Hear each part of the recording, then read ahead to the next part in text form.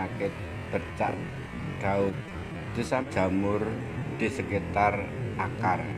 Toko Pertanian 5758 maju bersama petani. Tanaman kacang hijau walaupun ditanam di musim kemarau, tapi tidak jarang yang terserang dengan penyakit. Salah satu penyakit yang menyerang di tanaman kacang hijau adalah penyakit bercak daun.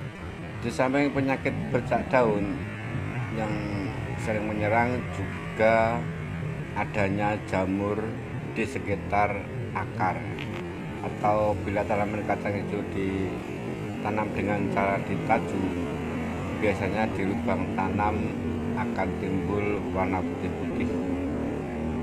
Dan salah satu obat jamur untuk tanaman kacang hijau yaitu Fungicida Eco 50 SC. Jadi Eco ini berbahan aktif hexaconazole 50 gram per liter dengan dosis aplikasi yaitu 1 sampai 1,5 tutup per tangki.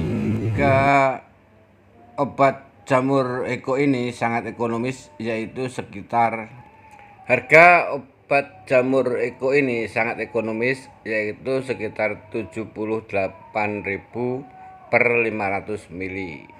Terima kasih.